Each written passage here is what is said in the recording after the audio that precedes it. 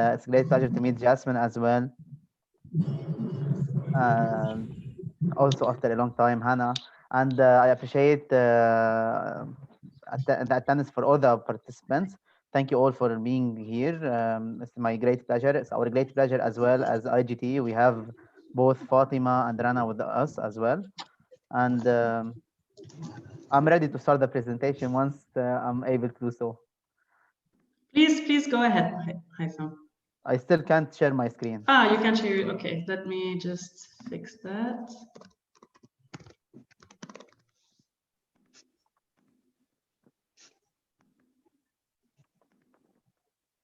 Can you check now?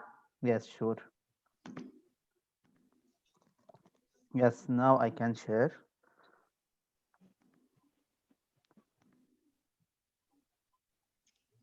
We can still see your WhatsApp. Okay, so this is my presentation. Exactly. Okay. So can you see my presentation now? Yes, we can see it. Maybe, yes. Oh, okay, perfect. Okay, first I would love to thank again Johanna for the introduction. So this is Haitham Adbou. I'm the founder and CEO of Innovating Green Technology. I'm also fulfilling my PhD in electrical and computer engineering at the American University of Beirut. Innovating Green Technology have been there for 4 years by now. We are working on several sectors, all related to renewable energy, automation, and water slash food slash. Can you hear me well? Because I'm hearing too much noise. Yes, we hear you well. Okay. I'll make sure everyone else is muted. Just continue. Okay. So IGT have been working on in different sectors, ranging from renewable energy to water treatment and agriculture. To start with, okay, to start with, first I would love to share with you these facts. Here we have the fact of concerning the Lebanese industrial sector, where we know that the food and beverages sector is the most important sector from both the GDP participation, where we have this sector participating in 18% of our GDP up to 2020, and we have this sector also participating in 25% of the employment. So this is the major sector that we are currently focusing on, which this is the major and the main, let's say, future of the Lebanese industry, and this is why it's among our main focus, and this is why we should care of. So here as well we can see the agricultural map of Lebanon, where we can see that the major agricultural activities are applicable and should take place in Bekaa Valley. And as per the distribution according to the FAO, more than 43% of the agricultural activities are currently taking place in Bekaa and in Baalbek, which is the same area, kind of, in the east of Lebanon. Yet, still at the same time, the employment in the agricultural sector is being lowered, is getting decreased with time, and it's majorly decreasing in the. It have been majorly decreasing in the last few years. Yes. On the other hand, we can clearly see that we are only using and we are only benefiting from 18% of Bekaa Valley area, which is around 3,009 kilometers square, which can be widely used and which can be heavily used to fulfill the agriculture needs and the food needs for the whole Arabic world. If we if we are able to do so, and we are able to solve the problems that are forbidding us from using this area and from making the best out of it. Yet we are still unable to do so currently, because this is how Bekaa area looks like. We are facing three major problems related to the water quality, water scarcity for irrigation, and water disposal problems. These problems are heavily affecting the different industrial and agricultural activities in Bekaa area, and they are still unsolved yet. This is how we would love to have Bekaa area like, and this is how we would love it to look like, benefiting from the different resources we have, solving our water quality challenges and integrating automation and smart irrigation systems into this wide and into this major area in Lebanon. That's why we stepped in and we started earlier. So a few years ago, as mentioned, we started by solving several problems that are related to energy and water as well. We started first by solving the overheating problem faced by the solar water heaters, which is a worldwide problem affecting solar water heaters due to being overexposed to sun radiation. This problem, as we can see in the pictures, is affecting the lifespan of the systems, it's affecting their efficiency by 40% reduction, and most importantly, it's making us lose up to 30% of our water. So we started by solving this water conservation issue, introducing Proshield, which is the first solution to solve this worldwide problem. It's an automated device installed on the solar water heater, regardless of its size, type, and brand. And this system has a forecasting for the weather as well as a demand prediction algorithm. And then we have an AI controller to decide when to cover the solar water heater to protect it and when to uncover it. Then IGT moved to IGT moved to this more crucial field in this agriculture sector, and we introduced the solar heated poultry house scheme. Through this scheme, we are currently using solar energy, and we are integrating hot water radiators along with the adequate control and automation scheme to offer the required temperature of the growth of the poultry all over the growth stages, which is over 6 weeks. And at the same time, we are solving on water because it's a closed loop system, and we are saving on water, which is because it's a closed loop system. So we have a loss between 5 to 10% in water. We are saving the environmental cost, and we are saving around 60 to 70% of the financial cost. After introducing this solar heated poultry house scheme for the first time globally, we introduced as well this solar-based aquaponics. So through this solar-based aquaponics, we are integrating as well solar water heaters. We are using a water mixing scheme along with automation and control to offer the required temperature for the fish growth as well as the agriculture products growth, while saving on the water, energy, and the human intervention in these systems through the automation and control scheme integrated. Then, and a year and a half ago, we decided to go directly towards the water sector, and we started this through our collaboration with cewas, Energetic Tegenburg, and EVAC in Switzerland, where we got this international call for proposals, and we implemented this system for a mobile tiny house there. This system is composed of three parts, where, as you can see, we have this system for gray water treatment and reuse in irrigation. We have similar system, which we'll see in the next slide, for rainwater treatment and drinking usage. And we have the vertical garden. So as we can see in this slide, we have the vertical garden, and the system that is meant for rainwater treatment. So this picture is taken from the testing phases, and this is a schematic of the full system. This system is fully automated, it's fully powered by solar energy, and it doesn't require any previous knowledge or any human intervention. Then we decided to make this more impactful, and we designed this modular plug-and-play system for small farmers in Lebanon. This system is meant to treat gray water and to transform it into water that's safe for irrigation. It can treat up to 1,200 liters per day. It's fully powered by solar energy, fully automated. It depends heavily on filters, screens, and UV disinfection to offer the adequate and the appropriate water quality for this irrigation.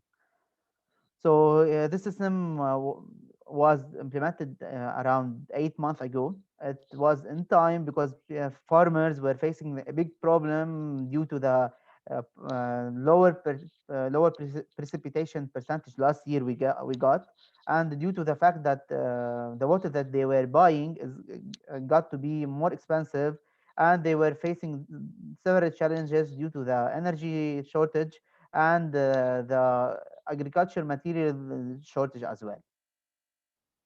Then we decided to move this further, and we decided to move into larger scheme collaboration through our collaboration with the Lebanese Ministry of Industry the USAID agencies as UNDP, as well as UNDP, AUB, and we designed this community-based water treatment scheme where we have different stages for treatment of black water slash gray water. We have the sedimentation stage, the aeration, filtration, and then the UV disinfection. This system is meant to treat black water and gray water and transform it into water safe for irrigation. This system is currently being implemented in Arik in Bika. It's fully powered by solar energy, fully automated, and it's designed to be a plug and play system without the need for permanent structures as well. Here we can see how simple implementation of this system could have look like or would look like. This is not the end of the story because through our system implementation and as part of this, we offer usually O&M training, operation and maintenance training, as well as vocational trainings for the vulnerable communities in the areas on different topics so that they are capable of handling, operating, and maintaining their own systems. This is here we can see pictures of some of the trainings we are offering and we offered in 2021, and this is some of the trainings we offered in 2020 as well. In IGT, we believe in strategic partnerships. That's why we have different schemes, we have different collaborations, starting from the public sector up to the MSMEs and the community and grant givers. Through these different collaborations, through these different partnerships, we were able earlier to scale our systems further, and we are currently planning for further impact, for the further job creation for these vulnerable communities, and we are working tightly with these partners to solve both the water shortage problem for irrigation, as well as the water quality and water disposal problems for the corresponding industrial and agriculture communities. I would love at this stage to thank the team who have been there behind all this impact, all this ripples of impact creation. I couldn't fit all the team in on this slide, so I chose the team who are, let's say, engaged with the water related activities at IGT. I would love to thank them all at this stage, especially Fatima and Rana, because they are with us now. And I would love also to thank our advisors, both in Lebanon and in Egypt. So here we can see as well some of the achievements and exposure that we got at IGT earlier. And I would love finally to thank you all for attending this brief presentation. It's always our great pleasure to collaborate, to join efforts, and looking forward to build several collaborations, to build several partnerships out of this, starting from this event. And we are happy to get your questions as well.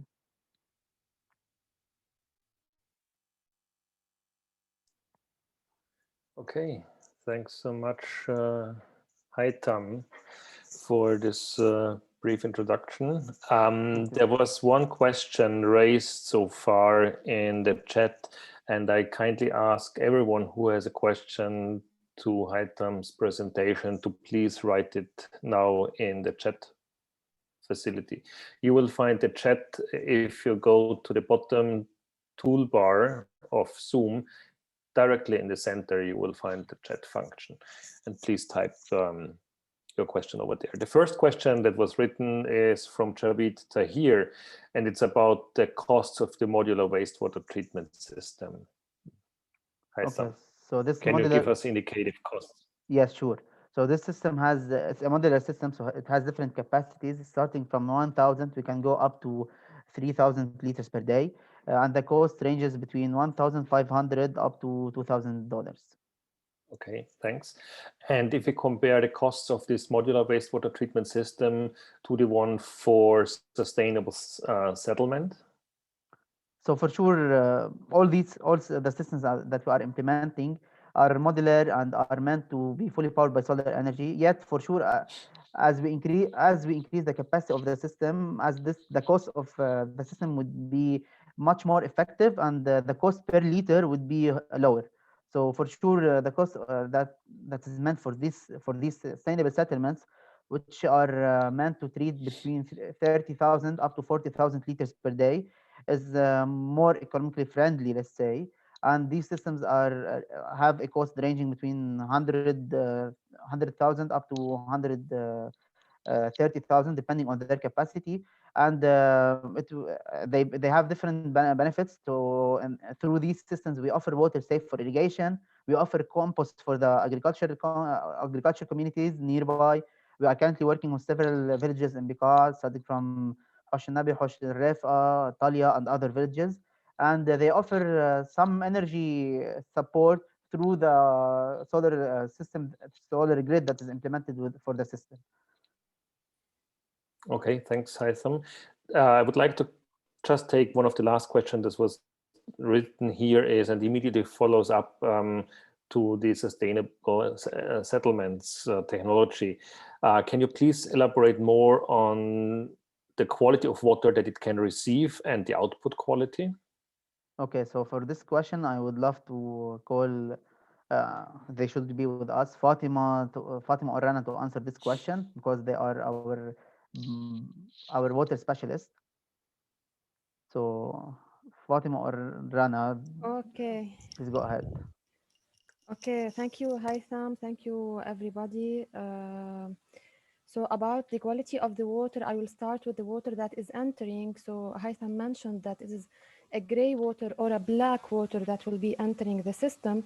The quality of the water entering will determine definitely the steps that will be followed in order to obtain the final or the output. The output should meet the standards of the environmental ministry.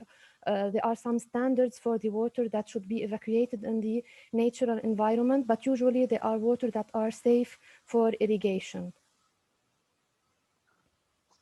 So just to add, knowing that we are working on these systems with several partners, as mentioned, especially we are working on this with Bina in Egypt and with Borda for the Jordanian context.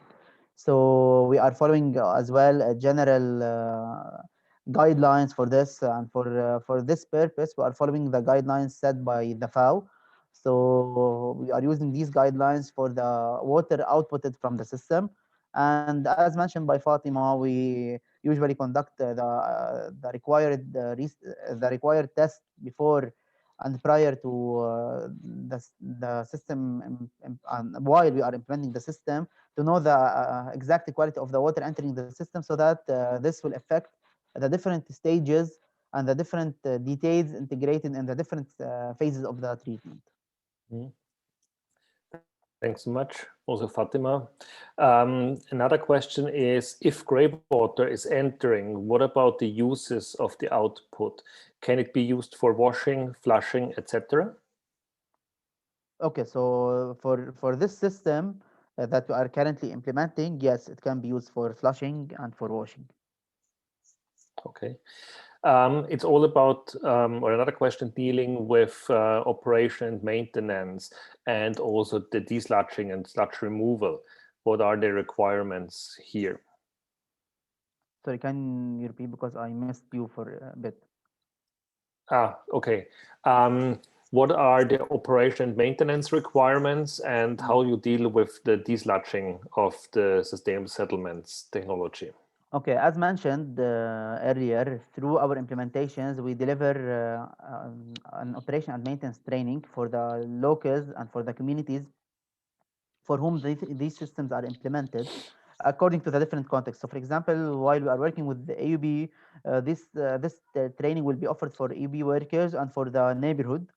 So through this training, we have this knowledge transfer part where we teach these different inhabitants how to maintain this system and how to benefit from the sludge that is being there, to transform it as part of the system implementation. We have this transformation into compost so that they can use it in their agriculture activities.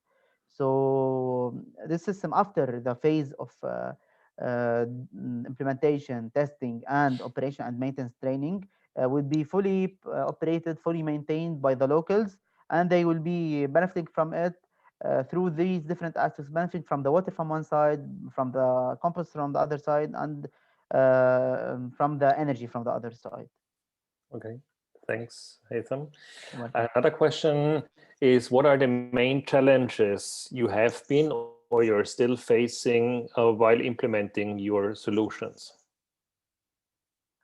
Okay, so I would say the biggest challenge that we are facing, and we have been facing as well, is the bureaucracy that we have, because so we have to go and we have to communicate with several and various authorities for the same aspect and for the same reason, and that's why we integrate several changes into our system. Some of the changes are reflected by having the system as a plug and play system without the need to integrate to install any, let's say, permanent concrete structure, because this is hard to get for such systems. And the second main challenge, I would say, the financing of the systems. So we worked together tightly with the Minister of Industry last year to develop our leasing model, where these communities can get this system through benefiting from this leasing model funded by UNIDO. Still under discussions, under development. But yes, this is a big challenge, especially in the current situation and current tough situation that we are facing in Lebanon. Okay. I think then there is a bundle of questions concerning the solar panel technologies. Can you briefly explain how it is working? I assume it is not specified here in the chat. It's about the cover that you invented. And how did you calculate the non-sunny and night performance? And what is the main function to heat the water? Okay, so we have different. I will start from the last part of the question. So we have different disinfection schemes that have been designed and tested on different scales. So we have either UV disinfection or heating disinfection.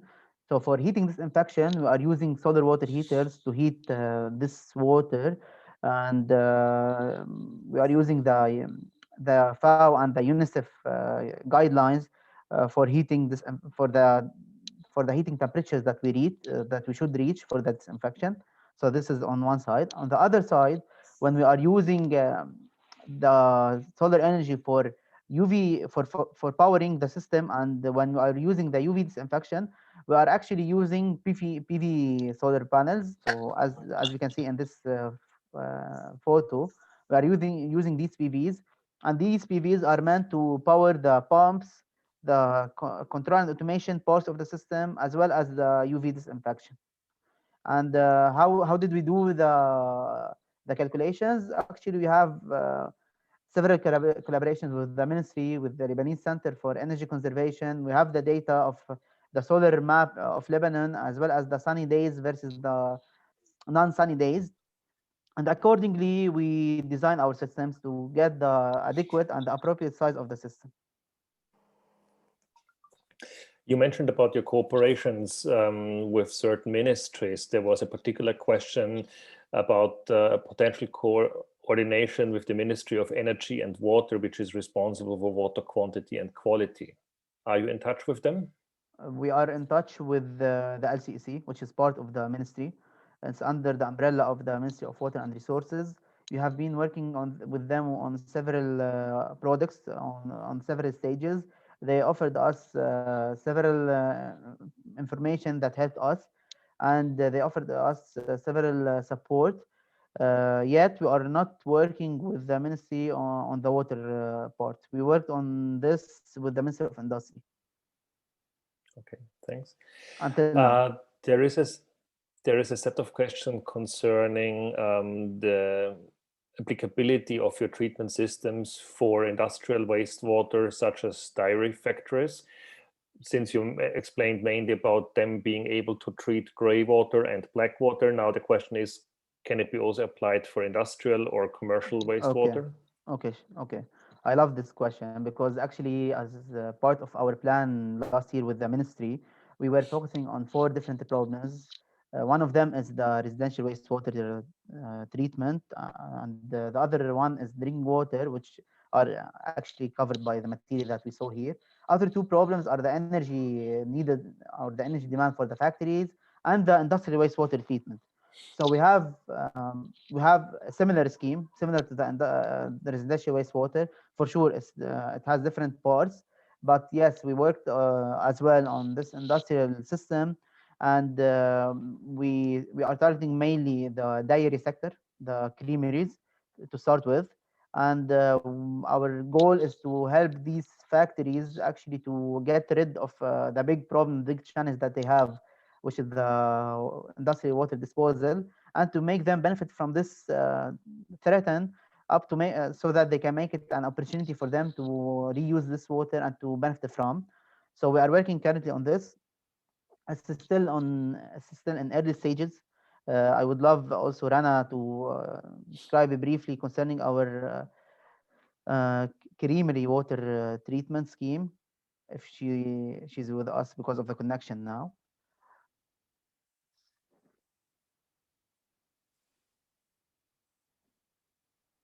Okay, so if she can't hear us, then okay, I will continue on this. So yes, we are working on this. It's still on early stages. We have a plan for this over as part of our collaboration, and we are mainly targeting the creamers. We have around, according to the Ministry of Environment, we have around 43 different creamers in Bekaa Valley, which are currently operational, and we targeted several of them, and we are collaborating to develop this scheme further. Okay, thanks. There are two more questions concerning operation and maintenance. One is particularly dealing with whether providing O&M training is enough or whether professional experts need to be involved. And the second one deals about the annual maintenance costs, especially considering the current economic situation in Lebanon. Okay. Okay, so concerning the first part, we do actually both schemes. We offer operation and maintenance training for the locals or for the targeted communities, and we don't assume any previous knowledge in this sector, in the water, energy, or food sector. And as well, we have representatives in the different areas in Lebanon. So we have a representative in the Bekaa area, and we have another representative in the south. And these representatives can kind of support, can assist once needed if they have any challenge that they are not capable and they are not aware how to solve it. So this is concerning the intervention or the participation of IGT. Concerning the annual maintenance cost, so the annual maintenance cost is depending on the quality of the water, is between 5 to 10% of the initial cost of the system. Did you experience any problems with farmers using the sludge or them rejecting using the sludge? They are using wastewater without a treatment currently in some areas. So I would say no. Okay. There is one question about the UV efficiency treatment if turbidity is higher than 5. Okay, if the turbidity is higher than 5, then we will be focusing on the filtrations in process and the filtration stage to adjust this through the filters. So we have our own design filters, and we have ready-made filters as well, depending on the water quality, so that we tackle this challenge before before the water reaches the UV. Okay. Another question. This means that we have a solution to industrial waste for the Litani River depollution. Is your technology suitable to contribute to getting rid of Litani River pollution? I would say yes. It's a matter of let's say logistics slash. Hmm, so for us, we are not sure who's the authority that's responsible of this. I'm not sure if it's the water and energy. Okay, I will start from the technical part.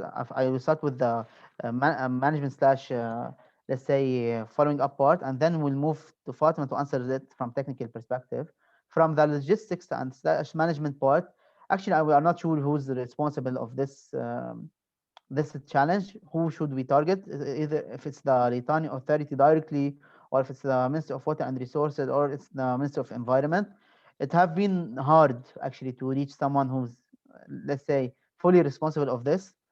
And so this is from the logistic part and from the management part. I would love to ask Fatima to answer from the technical part.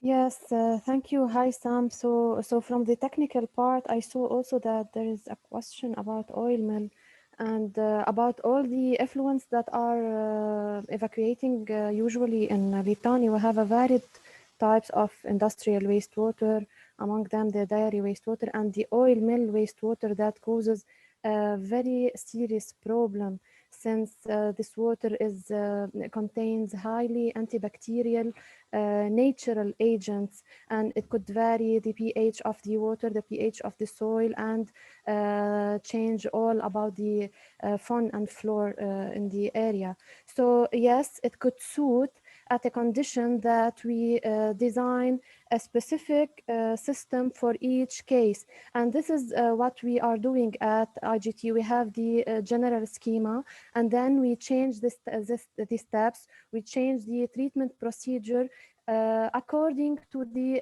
entry, to the input, to the water that is entering the system. So it is, if it is high, a high BOD level or a high COD level, it is high in particulates, for example, a high turbidity. So we can vary the procedure of the treatment based on this.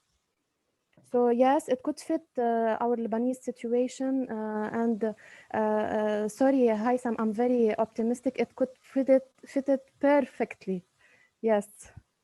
No, this is okay. As well, we had this discussion earlier with the minister back then, and our approach for this, as mentioned from Fatima by Fatima, our approach is decentralization and solving this challenge from the source. So instead of dealing with the Litani part directly, because we are not sure how to deal with it, and we are not sure who's responsible and who should we reach to up to, our approach is to deal with this water pollution from the source and to avoid the pollution instead of solving the pollution. Okay, thanks, Fatima. And Haytham, there's one comment that the Ministry of Energy and Water is responsible. Okay. There was another question about the availability of consumables in the local market and whether they can be purchased in local currency. They are available in the local market. Purchasing with the local currency is a big challenge currently. Okay. Could you just specify, are they available as in produced here or available because they're imported? We have some of them that are locally made, and others are imported. So for the filters, yes, we have local replacement. We have our own design filters for several of our systems, starting from these water treatment systems up to the aquaponics and the fish breeding systems that we have. So this can be done locally for the filters part. For the UV solar panels, actually it's all about importing. We design as well. We can design as well our own controllers, automation schemes, but for the PVs and the UV, it's all about importing. That's why we have different disinfection schemes. If we can't import UVs anymore, then we have to use the heating scheme, which we can do, and we can find replacements locally. There is one question concerning the cost of the system and whether it is worthwhile treating the wastewater in Lebanon. It seems that the writer stems from France, and he just wants to know, or assuming that Lebanon is rich in water, whether purifying the water to such a degree makes economic sense.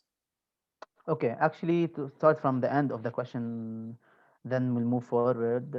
Lebanon is currently rich with water. In 2 years, we'll be facing water shortage problems because we are not benefiting from our water resources. So we are having the river water being lost. We have disposal problem, which is affecting our water quality, especially in Bekaa area.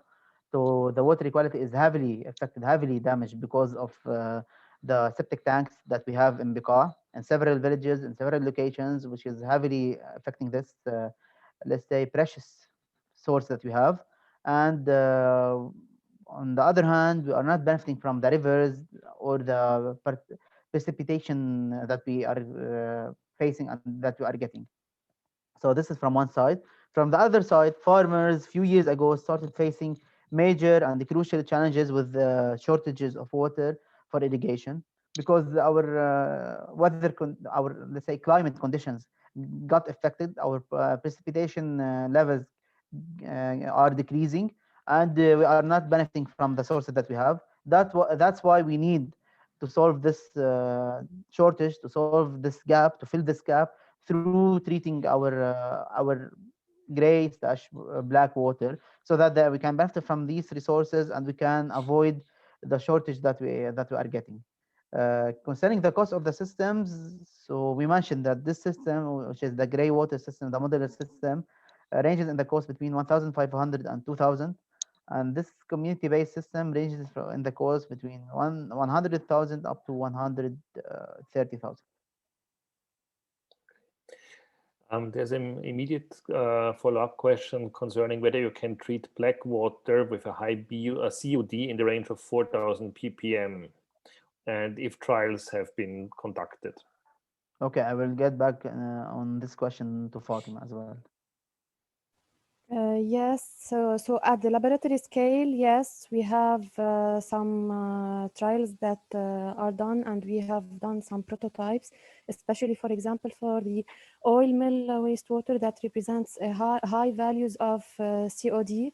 So as I mentioned before, it's about the technique that we are using and the tests that we perform at the beginning or for the input water and the output water. So yes, at the trial value and the prototyping, laboratory prototyping, this was successfully performed and achieved.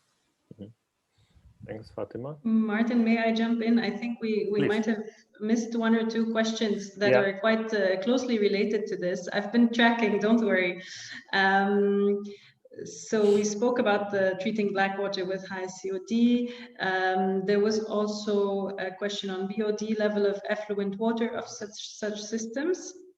There was also a question on whether for the gray water systems, what can you use the outputs for? Are they, can you use, let's say, are they safe for washing, flushing, etc.?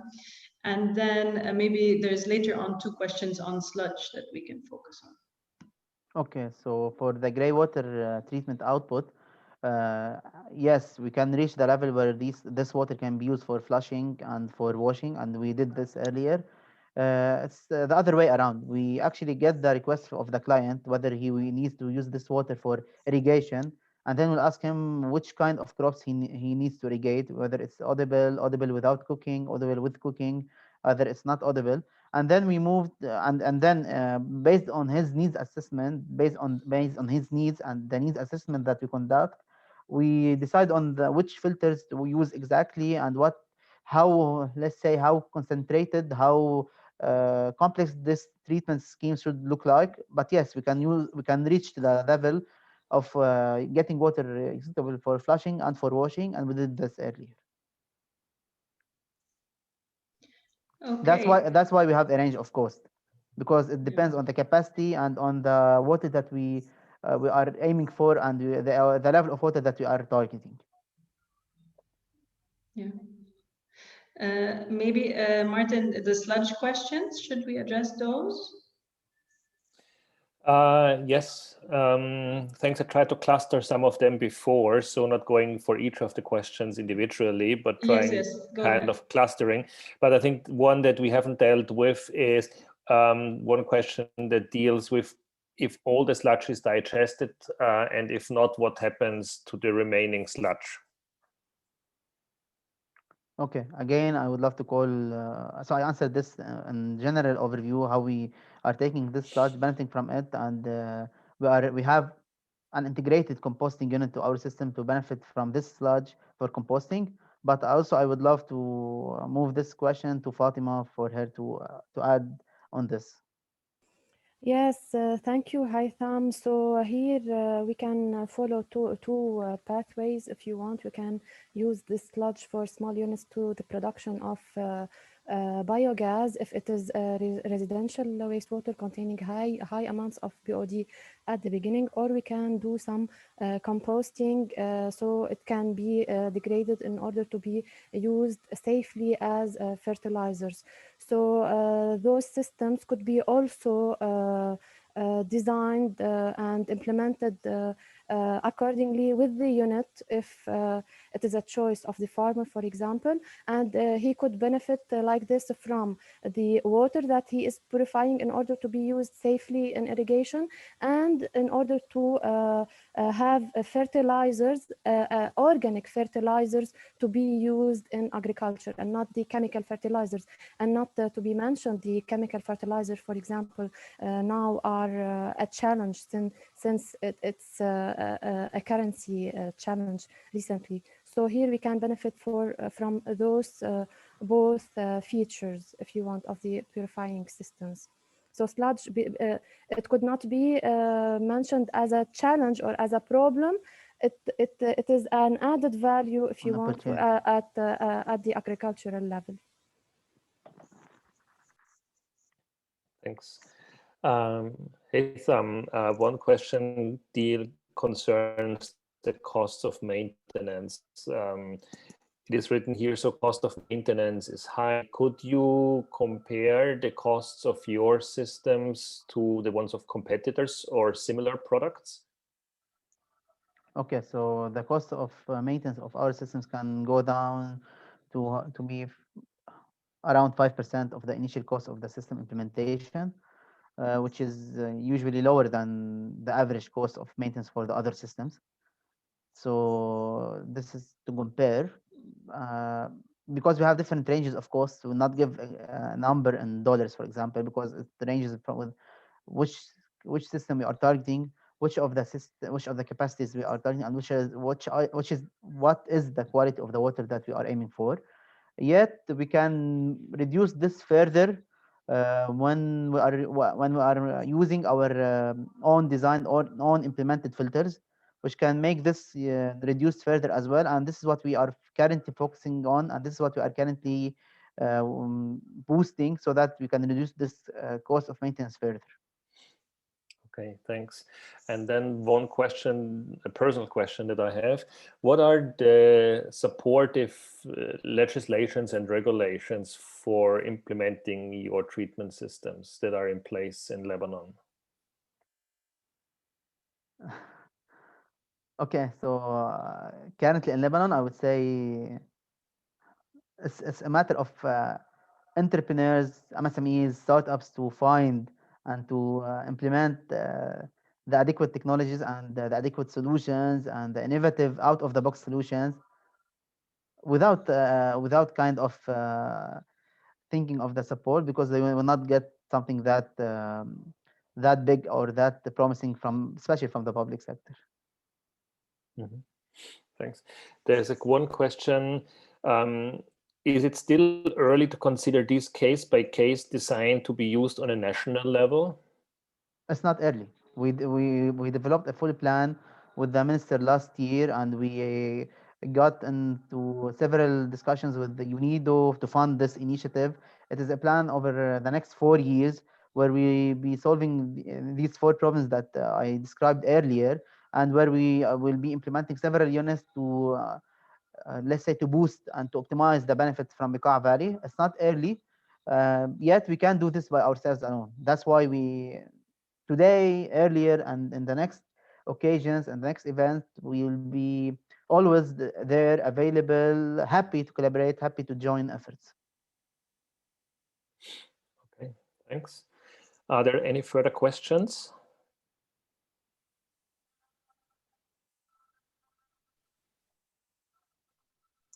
So right now, there are no further questions, or maybe I missed, Johanna, maybe you can support me if I have overlooked any of the previous posted questions, or whether all of them have been communicated to Haytham and his colleagues.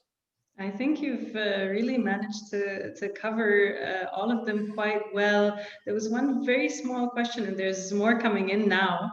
But there was one small question that I found was interesting: the total cost per meter cube, and whether it is linear.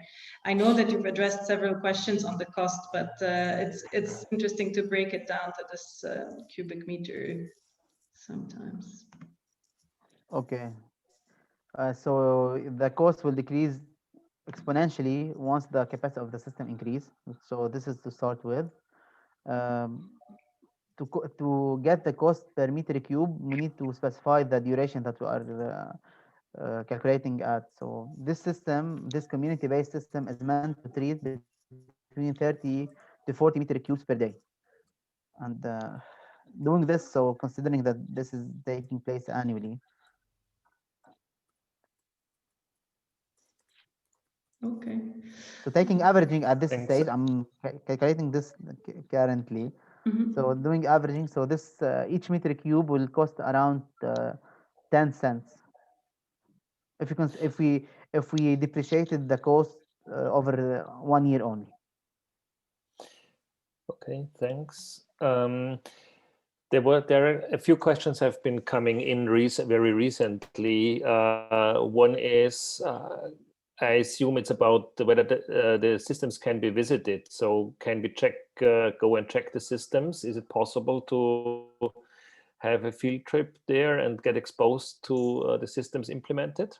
Yes, we can. And how long have they been functioning? Is the second question that's kind of related. Okay, we started working in the water sector around a year and a half ago.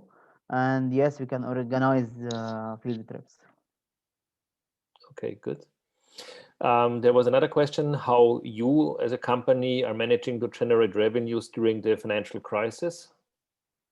So I would say diversifying our product channels,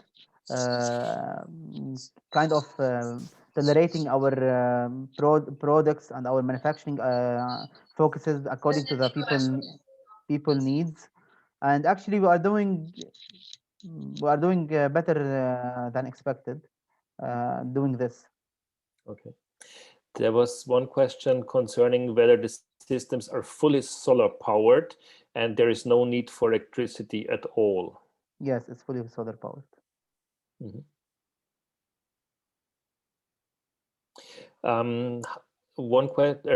Two questions in one.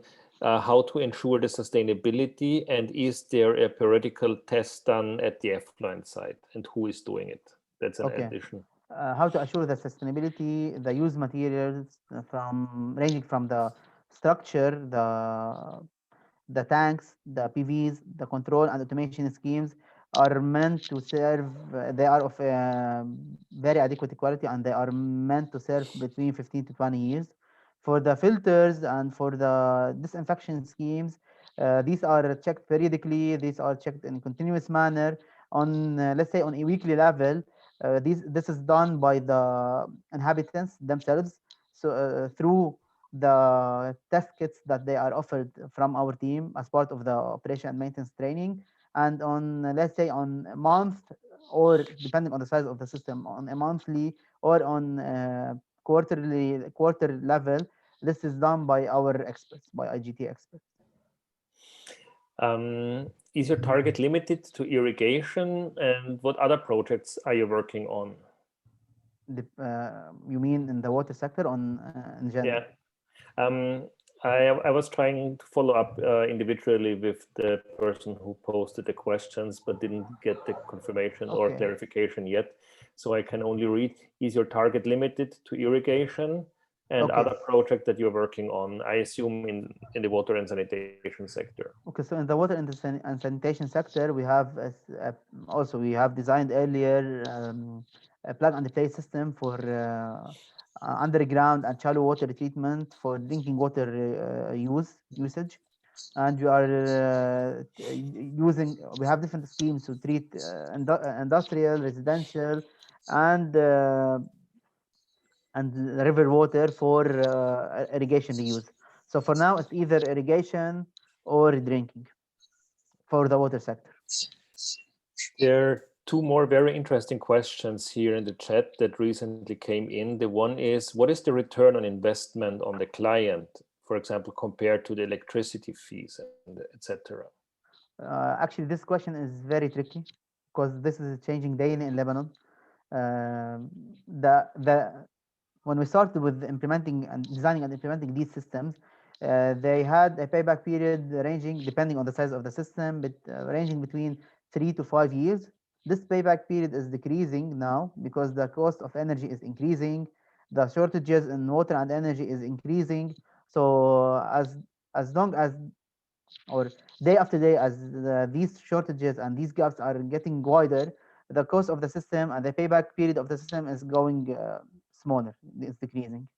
Okay. So we thanks. used to have a payback period of solar systems, for example, ranging between 5 to 7 years. Now, according to the current prices for energy, it's around 3 years, and it's getting lower as well, similarly.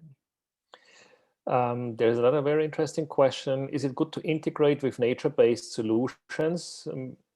Yeah, sure. We are doing this as well. I love this question because currently we are implementing. We started this last week. We are implementing floating island design for using kind of uh, hydroponics style and natural resources for water treatment as well. It's still early, still in its early stages, but yes.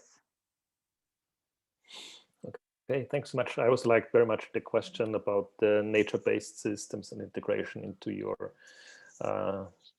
technical solutions. I'd have one more question, if you allow, Martin. Please. If let's say you have a farmer or a client that is interested in your solution, but let's say currently with the situation does not have the financial means to fully pay for this.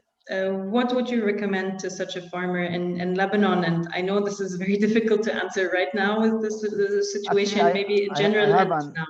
I have an answer for this because we have been thinking about this for the last year. It's not a problem that started yesterday. So that's why we designed our innovative leasing model, where we have different partners that we are already working with, and we are targeting other partners as well to fund and to empower this leasing model. According to this leasing model, this farmer will be offered the system over the first period, depending on the size of the system. This period will range from months up to 2 years. Depend on this first part of the first period of the system implementation and operation, he will be paying back half the cost of the system. So, for example, for the community-based system, this period will be 2 years. So, over the first 2 years, they will be paying half the cost of the system through their savings on water and energy. And then on the upcoming 3 years, they will be paying the rest 3 to 5 years, also depending on the size of the system. They will be paying the rest 50% also through their savings from water and energy. So we are working already with several partners to do this and to empower our leasing model, and we are targeting more and wider partnerships to increase the capacity of this leasing scheme. Unfortunately, we can't do this through the banks currently, so we are doing this in an alternative way. I think that's quite an interesting approach in making these systems accessible and feasible financially, also for people under this hard financial situations now. Exactly. I have another question. Please go ahead. So let's say, I mean, you are a young business that has tested, has implemented, is always developing other and new solutions adapted to the client's needs. But maybe two questions in one. What is your vision for Lebanon in terms of these systems and the treatment of wastewater, as well as your other technologies? And second, what would you need in the next years to reach that? Okay, so I will start with the previous. So I will start with Lebanon situation before the crisis and Lebanon situation after the crisis, and then we'll move to your two questions. So earlier in 2018, 2019, we used to have a gap of around $19 billion per year. So we used to import with around something around 21 billion a year, and we to export with around 2 to 3 billion. And we have a list of these several different imports and exports. And unfortunately, we used to import only food and beverages only with around 2.5 billion. Last year, mm, last year, due to the crisis, due to the challenges, we imported with around 5 billion, and we exported with around 2.5 billion. So this You're gap, referring to imports of Lebanon in general, or? yes, in general, Yes. in general. So I would say, so this is just to use as an indicator how the, let's say, the mentality, how the approach of people changed, not due to an awareness that have been created for sure, it's due to the pain that they are facing, and this is have been affected, and this have been reflected on their, let's say, approach, their acceptance, their willingness towards the innovative solutions, out of the box solutions, renewable energy based solutions. So in 2018 or 19, we used to convince the clients of purchasing, for example, solar based solution. Now we are convincing the clients to wait so that their turn comes, so that to implement a system for them, because they can easily they are easily facing the pain, the challenge in terms of water, energy, and depending on their type of business, depending on where they are living, and they want to solve their challenges. So this is how the mentality changed. This is how the approach changed. We have people who are willing to use aquaponics, hydroponics in their households. People who are willing, and we are implementing these systems, who are willing to have household-based aquaculture systems. People who are using solar energy for heating, residential and industrial heating. You are who are using solar systems for powering, and we are getting actually more of these requests due to the promised challenges to come by the end of the month. So this is to start with. Yeah, people What are trying to become self-sustainable a little bit. exactly, and this is okay. So this is painful. This is bad to hear. Yet it's better to have this once and to change the mentality forever. So it's an opportunity for people. Yes, even though it's painful, even though it's hard to face, but instead of facing this over the upcoming 20 years, maybe we can face this over the upcoming 2 to 3 years, and then we can have a sustainable lifestyle. So this is easily is clearly reflected on people. This is clearly reflected on their demands, on their way of thinking.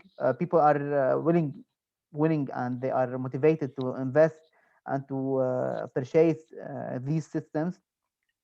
And this is what we are facing in our daily interactions. And this is the base that we rely on for the vision that I have and we have for the Lebanese future.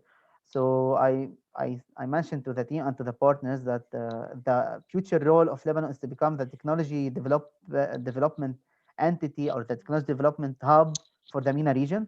So it's something similar. So Lebanon compared to the MENA region should be kind of similar to India compared to Asia.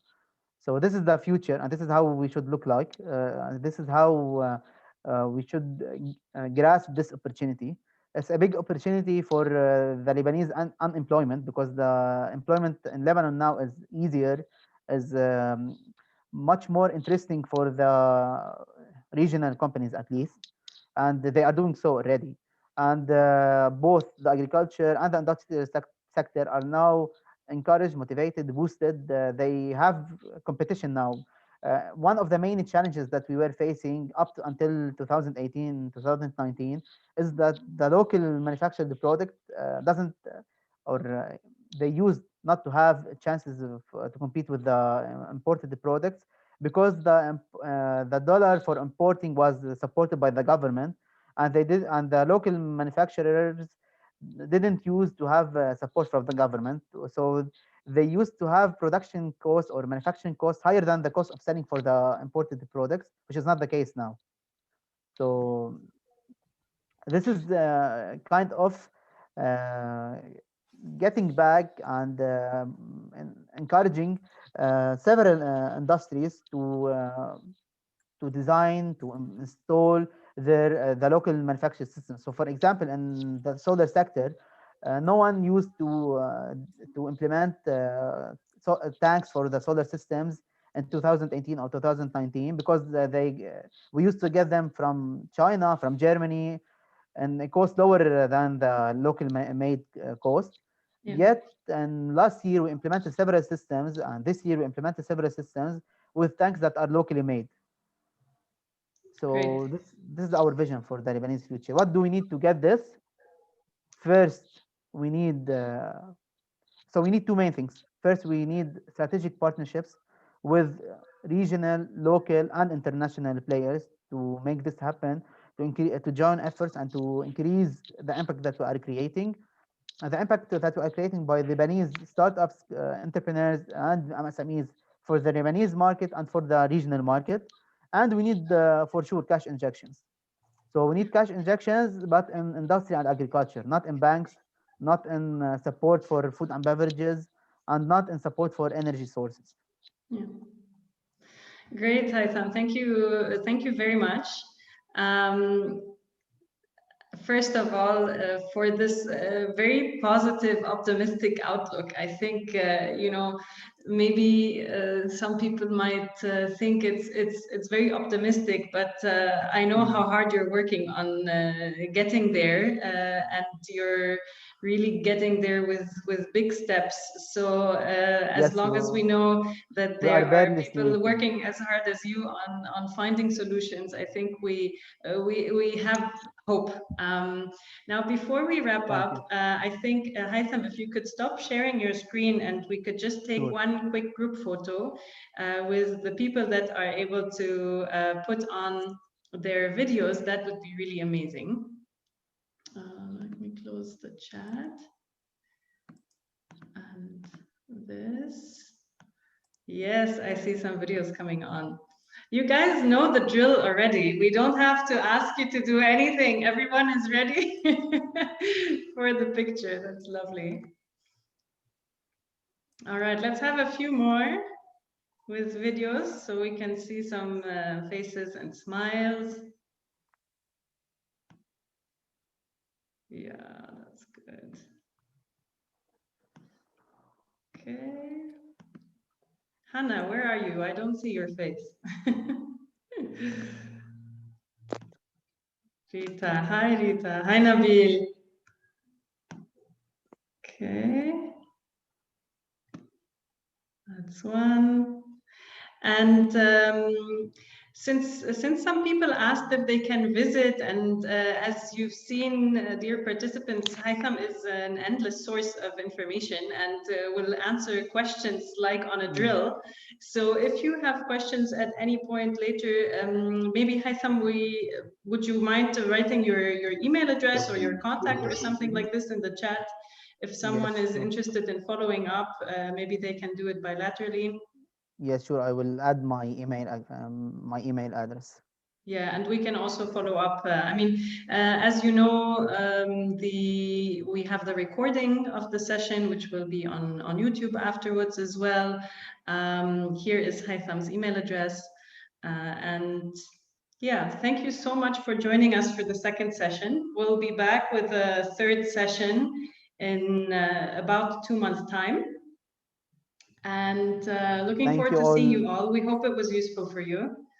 Thank you, Martin and Johanna and LEWAP for organizing. It's a great pleasure to work with you as always. I always tell you that cewas has a special and unique consideration for me, and you have special part of my heart. So thank you for organizing. Thank you for everything. And I would love to thank all the attendees, all the people who asked and who participated in this. This is a great pleasure to have you all. I would love at the end to thank all the team members, especially Fatima and Rana, for being here as well. And looking forward for the much more impact to create. Looking forward to join efforts and looking forward to see you in other occasions and events. Thank you. Thank you so much, everyone. Have a good evening. Thanks, everyone. Haytham, and the entire team for the excellent presentation and answering all the questions that came through the chat. Thank you, Martin. It's our great pleasure. Thanks.